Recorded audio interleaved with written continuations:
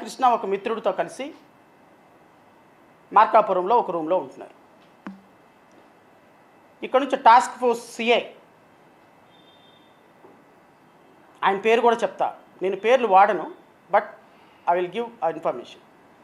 Task force CI ఈ సాయికృష్ణను పట్టుకోవటానికి అత్యంత ప్రధానంగా సహకరించినటువంటి వ్యక్తి. ఈ సిఐతో పాటు టాస్క్ ఫోర్స్ నుంచి ఇంకో 2 కానిస్టేబుల్స్, ఒక ఏఎస్ఐ, కృష్ణలంక పోలీస్ స్టేషన్కి సంబంధించినటువంటి ఒక ఏఎస్ఐ అండ్ బ్లూ కోర్టుకు సంబంధించి ఒక కానిస్టేబుల్, వీళ్ళందరూ కూడా ఎవరైతే చనిపోయారో అతన్ని విజయవాడ తీసుకురావడానికి టాస్క్ ఫోర్స్ పోలీసులతో జీడీ ఎంట్రీ మార్కాపురం పోలీస్ స్టేషన్లో పెట్టారు అనేది ఒక సమాచారం. జీడీ ఎంట్రీ పెట్టి అతన్ని విజయవాడ తీసుకొచ్చారా లేదా, ఇది సబ్జెక్టు కన్ఫర్మేషన్. జీడీ ఎంట్రీ పెట్టారా లేదా అనేది ఒకసారి వెరిఫై చేసుకోవాలి. జీడీ ఎంట్రీ పెట్టారు అనేది ప్రాథమికమైన సమాచారం. బహుశా పెట్టారా లేదో నేను కన్ఫర్మ్ చేయలేను. కాబట్టి ఏదేమైనప్పటికీ మార్కాపురం నుంచి 8వ తేదీ సాయంత్రం చనిపోయినటువంటి వ్యక్తిని, ముద్దాయిని తీసుకొని కృష్ణలంక పోలీస్ స్టేషన్కి వచ్చారు. తీసుకొచ్చిన తర్వాత ఒకరోజు మాత్రమే ఆ పోలీస్ స్టేషన్లో ఉంచారు. 9వ తేదీ ఉదయం టాస్క్ ఫోర్స్ ఆఫీస్కి తీసుకొని వెళ్ళారు. నేను అడుగుతున్న ఈ ప్రెస్ మీట్ ద్వారా బహుశా పోలీసులు కానీ ఎవరైనా చూస్తే, నేను చెప్పే సమాచారంలో సీసీ ఫుటేజ్ని, ఈ ఆఫీసులో ఉన్న సీసీ ఫుటేజ్ని పరిశీలించాలి, సీసీ ఫుటేజ్ని ప్రిజర్వ్ చేయాలి. సీసీ ఫుటేజ్ని ప్రిజర్వ్ చేయాలి. సీసీ ఫుటేజ్ అని చాలా ప్రాథమికమైన సమాచారం. ఈ సీసీ ఫుటేజ్ మాత్రమే రేపు నిందితులను పట్టించడానికి ఉపయోగపడేటువంటి ఒక ప్రాథమికమైన సమాచారం. 9వ తేదీన టాస్క్ ఫోర్స్కి తీసుకుని వెళ్ళారు. టాస్క్ ఫోర్స్లో ఒకరోజు ఉంచారు. టాస్క్ ఫోర్స్ నుంచి విజయవాడలో ఒక ప్రముఖమైన హోటల్, రమేష్ హాస్పిటల్ పక్కనే ఉంటుంది. ఆ హోటల్ రూమ్ నెంబర్ 302లో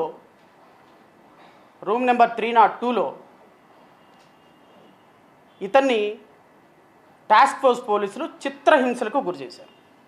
పగలంతా టాస్క్ ఫోర్స్ పోలీసులు, రాత్రిపూట సిఐ నాగరాజు. దేనికోసం చేశారో, ఏమి చెప్పమని చేశారో, మోటివ్ అయితే నా పరిధిలో లేదు అంశం. బట్ ఆ మోటివ్ ఏంటనేది నేను అతి త్వరలో మీకు చెప్తా, కన్ఫర్మేషన్ రావాలి కాబట్టి. విపరీతంగా టాస్క్ ఫోర్స్ పోలీసులు మార్నింగ్ నుంచి ఈవినింగ్ వరకు చిత్రహింసలకు గురి చేయటం. హోటల్ పేరు చెప్పగలను, కానీ హోటల్ పేరు చెప్పడానికి కొన్ని లీగల్ కాంప్లికేషన్స్ ఉంటాయి కాబట్టి ఇది నేను ఇస్తున్న ప్రాథమికమైన సమాచారం. హోటల్ రమేష్ హాస్పిటల్స్ పక్కనే ఉంటుంది, వినాయక థియేటర్ దగ్గర ఉంటుంది. సో బందర్ రోడ్లో ఉంటుంది కాబట్టి పోలీసులు వ్యక్తిగతంగా అడిగితే నేను సమాచారం చెప్తా. సో ఈ హోటల్లో రూమ్ నెంబర్ 302లో అతన్ని చిత్రహింసలకు గురి చేసి, బికాజ్ ఈ హోటల్ ఎంట్రీలో సిఐ నాగరాజు పేరు మీదే ఈ హోటల్ బుక్ అయింది. హోటల్ ఎంట్రీలో కూడా సిఐ నాగరాజు పేరు ఉంటుంది. సో సిఐ నాగరాజు పేరు మీద హోటల్ బుక్ అయింది. ఆయన చిత్రహింసలకు గురి చేశారు. విపరీతంగా కొట్టడం వల్ల అతనికి విపరీతంగా బ్లీడింగ్ అయ్యి చాలా దవడ మొత్తం పగిలిపోయి కిడ్నీలన్నీ పగిలిపోవడంతో ఇతన్ని 14వ తేదీ రంగా ఇంటి ముందుకున్నటువంటి ప్రజా వైద్యశాలకు తీసుకొని వచ్చారు ట్రీట్మెంట్ కోసం. ప్రజా వైద్యశాలకు తీసుకొని వచ్చి ప్రజా వైద్యశాలలో హాస్పిటల్లో చూపిస్తే ఇతను బతికే అవకాశం లేదు, ఇతను చనిపోతాడు, అర్జెంటుగా మీరు ఇతన్ని ప్రైవేట్ హాస్పిటల్కి షిఫ్ట్ చేయండి అని ప్రజా వైద్యశాలలో ట్రీట్మెంట్ చేయడానికి డాక్టర్లు నిరాకరిస్తే అతన్ని తీసుకొని మణిపాల్ హాస్పిటల్కి 15వ తేదీ ఒక సివిల్ సర్జన్, అతని పేరు కూడా చెప్పొచ్చు, బహుశా అతను ట్రీట్మెంట్ చేశాడు, డాక్టర్ ట్రీట్మెంట్ చేశాడు. ఆ డాక్టర్ వేణుగోపాల్ ట్రీట్మెంట్ చేశాడు కాబట్టి డాక్టర్ ఏం తప్పు చేసినట్టు కాదు. ఒకవేళ నేను చెప్పే ఇన్ఫర్మేషన్ తప్పైతే ఆయన నా దగ్గరికి ఏం ట్రీట్మెంట్కి రాలేదని ఆయన చెప్పొచ్చు, తప్పేం లేదు. బట్ నాకున్న ప్రాథమికమైన సమాచారం మణిపాల్ హాస్పిటల్లో ట్రీట్మెంట్ ఇప్పించారు డాక్టర్ వేణుగోపాల్, సివిల్ సర్జన్. దవడ పగిలిపోయి కిడ్నీకి సంబంధించినటువంటి పూర్తి ఇబ్బందికరమైన పరిస్థితుల్లో ఉంటే అతనికి తీసుకొని వెళ్ళి 16వ తేదీ ఇక వాళ్ళు కూడా చేతులెత్తేసిన సందర్భంలో 16, 17వ తేదీన మళ్ళీ ఆ హోటల్కి తీసుకొని వచ్చి హోటల్లో ఒక ఆర్ఎంపీ డాక్టర్ చేత 2 రోజులు ట్రీట్మెంట్ చేయించారు. నేను ఈ హోటల్ సంబంధించినటువంటి సీసీ ఫుటేజ్ మొత్తాన్ని కూడా నేను ఫుటేజ్ని ప్రిజర్వ్ చేయమని కోరుతున్నా. హోటల్లో ఇచ్చిన టీసీ ఫుటేజ్ కనుక మాయమైతే, ఎందుకంటే ఇది ఇన్వెస్టిగేషన్ చేయాల్సింది పోలీసులు అండి, నా బాధ్యత కాదు. కానీ నా బాధ్యతగా నాకు వచ్చినటువంటి ఇన్ఫర్మేషన్ మీకు షేర్ చేసుకోవటం, రాష్ట్ర ప్రజలతో షేర్ చేసుకోవటం నాకు ఉన్నటువంటి బాధ్యత. రేపొద్దున పోలీసులు ఏమన్నా కాన్ఫిడెన్షియల్ ఇన్ఫర్మేషన్ మీరు షేర్ చేశారని అనొచ్చు, కానీ ఒక రాజకీయ పార్టీగా ఆ విధంగా ఏ విధంగా జరిగింది అని చెప్పటం, ఒక రాజకీయ పార్టీగా ఇలా జరిగింది, ఇంత దారుణంగా జరిగితే ప్రభుత్వం మాకేం తెలియదు అని చెప్పటం, అధికారులు మాకేం తెలియదు అని చెప్పటం చాలా విడ్డూరంగా అనిపిస్తుంది. కాబట్టి నేను ఇచ్చేటువంటి లీడ్స్ని కూడా మీరు తీసుకొని వెళ్ళండి. ఒక ఆర్ఎంపీ డాక్టర్ చేత ట్రీట్మెంట్ ఇప్పించిన తర్వాత ఇన్ స్పైట్ ఆఫ్ ట్రీట్మెంట్ 23వ తేదీ సాయంత్రం సాయికృష్ణ చనిపోయాడు. చనిపోయిన తర్వాత ఈ డెడ్ బాడీని ఏం చేయాలి అనేటువంటి ప్రాసెస్లో భాగంగా 24వ తేదీ ఈ డెడ్ బాడీని తీసుకొని ఎవరెవరు తీసుకెళ్లారో ఆ కానిస్టేబుల్ పేర్లు కూడా నాకు తెలుసు, కానీ అవి రివీల్ చేయటం కరెక్ట్ కాదు. ఎందుకంటే వారి ఇన్వాల్వ్మెంట్ ఉందా లేదా పోలీసులు నిర్వహించాలి. But I'm just giving a lead. 24వ తేదీ RTC bus stand platform number 43 దగ్గర ఒక అనాథ శవంలాగా సాయికృష్ణ మృతదేహాన్ని పడేశారు. ఒక అనాథ శవంలాగా సాయికృష్ణ మృతదేహాన్ని పడేసి ఈ సాయికృష్ణ మృతదేహం 24వ తేదీన ఏమీ తెలియనట్టుగా కృష్ణలంక పోలీసులకు ఒక అనాథ శవం వచ్చినట్టు ఇన్ఫర్మేషన్ తీసుకొని ఇమ్మీడియట్గా అక్కడికి వెళ్ళి, అనాథ శవం అంటే సహజంగా పక్కన ఉన్నటువంటి ఇక్కడ మాకు శవం చూసామని 2-3 స్టేట్మెంట్లు రికార్డ్ చేసి విజయవాడ మున్సిపల్ కార్పొరేషన్కి అనాథ శవాన్ని తగలపెట్టడానికి ఒక రిక్విజేషన్, ఒక టాస్క్ ఫోర్స్ సిఐకి అత్యంత సన్నిహితుడైనటువంటి మేనేజర్ ద్వారా విఎంసీకి ఒక రిక్విజేషన్ పంపించి కరెక్ట్గా బస్టాండ్ ఆపోజిట్లో ఉన్నటువంటి స్వర్గపురి బస్టాండ్కి ఆపోజిట్గా ఉన్నటువంటి అనాథ శవం అని ఎంక్వైరీ ప్రిపేర్ చేసేసారు, స్టేట్మెంట్లు రాసేశారు. ఇది అనాథ శవం అని మొత్తం పూరించేసి ఇమ్మీడియట్గా ఈ డెడ్ బాడీని ఖననం చేయాలి. ఎలా ఖననం చేయాలి? దానికి సిఐ నాగరాజే ఇది అనాథ శవం అని సర్టిఫికెట్ ఇచ్చాడు.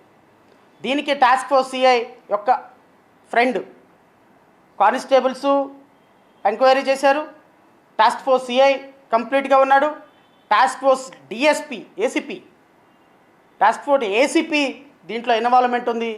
Because she a first posting lady officer. ఆవిడ కూడా దీంట్లో ఈ కేసులో ఇన్వాల్వ్మెంట్ ఉంది అనేది కొన్ని ఆరోపణలు ఉన్నాయి. సో ఈరోజు ఈ సిఐలు, కానిస్టేబుల్స్, ఏఎస్ఐ, బ్లూ కోర్టుకు సంబంధించిన కానిస్టేబుల్ వీళ్ళందరూ కూడా దీంట్లో ఇన్వాల్వ్మెంట్ ఉంది. వీళ్ళందరూ కూడా దీన్ని బేస్ చేసుకొని స్వర్గపురికి విఎంసీ ద్వారా అనాథ శవాన్ని క్లారిఫికేషన్ తీసుకొని సర్టిఫికెట్ తీసుకొని ఈ డెడ్ బాడీని అనాథ శవాన్ని ఖననం చేయడానికి స్వర్గపురిలో ఒక అపాయింట్మెంట్ తీసుకొని లెటర్ పెట్టింది కూడా task force CI Nagaraju. CI Nagaraju దీనికి పర్మిషన్ ఇచ్చారు. అంతా అయిపోయింది. ఆ రోజు సాయంత్రం అనాథ శవం కింద 24వ తేదీన స్వర్గపురి శ్మశాన వాటికలో ఆ మేనేజర్ పేరు కూడా ఉంది, కానీ ఆ మేనేజర్ పేరు చెప్పడం కరెక్ట్ కాదు.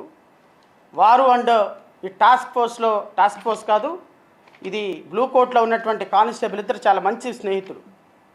వీళ్ళిద్దరి ద్వారా 5:45 సాయికృష్ణ డెడ్ బాడీ ఖననం చేయటం జరిగింది. ఇది వాస్తవం. ఎలక్ట్రికల్కి సంబంధించినటువంటి దీంట్లో నాకు తెలిసి దాంట్లో యాష్ కూడా మిగులుతుందో లేదో నాకైతే తెలియదు. ఎలక్ట్రికల్ డెడ్ బాడీగా ఖననం చేసి దాన్ని ఎవిడెన్స్లను కయాప్ చేసి పోలీస్ వ్యవస్థ మొత్తం ఇన్వాల్వ్ అయ్యి, పోలీసు అధికారులు ఇన్వాల్వ్ అయ్యి, విశాఖపట్నం మున్సిపల్ అధికారులు ఇన్వాల్వ్ అయ్యి, కానిస్టేబుల్స్ ఇన్వాల్వ్ అయ్యి, ఇంత వ్యవస్థని, ఇంత అద్భుతమైనటువంటి సినిమా స్టోరీని తలపించినటువంటి పోలీసులు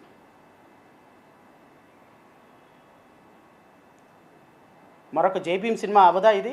జై భీమ్ తలకు మించినటువంటి సినిమా, జై భీమ్ కంటే 100 రెట్లు ఎక్కువగా తలపించేటువంటి సినిమా.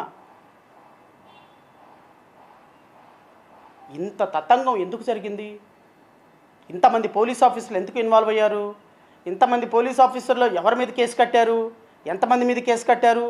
కేసు కట్టి కేవలం ఒకళ్ళనో ఇద్దరినో ఫిక్స్ చేద్దామని మీరు అనుకుంటున్నారా? పోలీస్ వ్యవస్థ మొత్తం లా అండ్ ఆర్డర్ని కాపాడటానికి కలిసి పనిచేయటం అదొక పద్ధతి. పోలీస్ వ్యవస్థ మొత్తం టాస్క్ ఫోర్స్ ఎవరి కింద పనిచేస్తుంది? టాస్క్ ఫోర్స్ ఏసీపీ ఎవరి కింద పనిచేస్తున్నారు? టాస్క్ ఫోర్స్ సిఐ ఎవరి కింద పనిచేస్తున్నారు? టాస్క్ ఫోర్స్ కానిస్టేబుల్ ఎవరి కింద పనిచేస్తున్నారు? టాస్క్ ఫోర్స్ ఇంత దారుణంగా ఇన్వాల్వ్ అవ్వాల్సిన అవసరం ఏమొచ్చింది? ఎవరి ప్రోత్సాహాల కోసం ఇన్వాల్వ్ అవ్వాల్సి వచ్చింది? దీని వెనక ఎవరున్నారు? ఏ ల్యాండ్ సెటిల్మెంట్ ఉంది? అతి త్వరలో బయటకు వస్తాయి.